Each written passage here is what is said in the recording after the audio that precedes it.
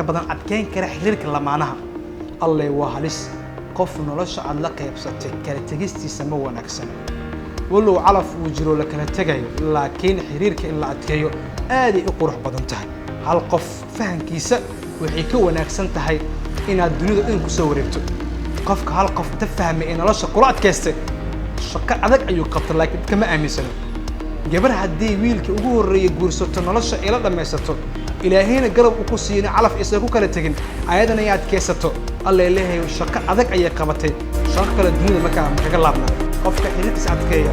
in wax badan uu qabtay waata maxay tahay marka maxaa lagu adkeyn karaa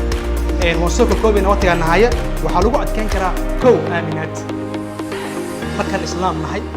قفل بودين الإسلام كهيستنا ويقول أكسنت هاي إن آمنات وحبضن كإيجو وإن حاسكاجا آمنتا وإن سيجا قد آمنتا حرير كأيكو أتكلم كرا إرجع إلى آمنات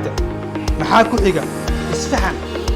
كقفل بوب بن آدم أي لغة بين قف كله فهمه وإن الفهم كتسيجا ماشي كوني هاي ماشي كوفي عي هاي واحد عرض كينية هي شيء كوين كله أيضا وإن سلا سميسا عندي الدنيا حريرك إلا أتكيو هجاك إن استحال حرير أذك أنا قلبي وإن كاتهاي ومن كرجع حاسس وإنه آمنة وإنه قلبي جشتا حرير كان وأنا أتكينية ديار إنه واحد قبل السيد كله وإن تلاذا حرير كان وأنا أتكينية ديار إنه واحد حرير وإنه نخذا حرير عن عيار كوين أما هل هبينه ضياع بريتو وكلون إنه صنفون قرتل محل نوعية دعنمو ريالتي وعلس دعنمو ده وواح أقوى من آدم كان لجوح الشغل وإن كمان غير كذا دعد النقطة هذه حالات من بداية إلا النهاية واح أقوير إيه واح أقوى وإن دعد وعطا هرشة وإن مكان دعوة مكان لقادين يسوع سيجي ده شن حقا لجوه لي وإن قرتها ninka ragga xaq xaaskiisa ay ku leedahay waa inuu gartaa gabadhana waa inay gartaa xaqa ninkeeda uu ku leeyahay haddii aan le hakada ka soco qodobka xiga lix kalsooni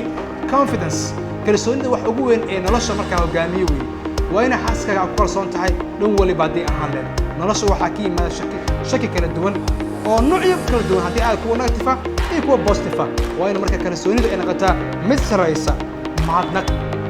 markuu ku yiraahdo waxaad tahay xubinta nolosheeda ugu wanaagsan iyo hoggaanka nolosheeda waad ku mahadsan tahay haddii aan ahay noloshada qofka ugu wanaagsan haddii wax ugu goosiyo diyad waad mahadsan tahay mahadnaq ayaan ka wadaa haddii uu ku yiraahdo wax walba darta ayaan u sameynaya mahadnaq ayaa looga baahan yahay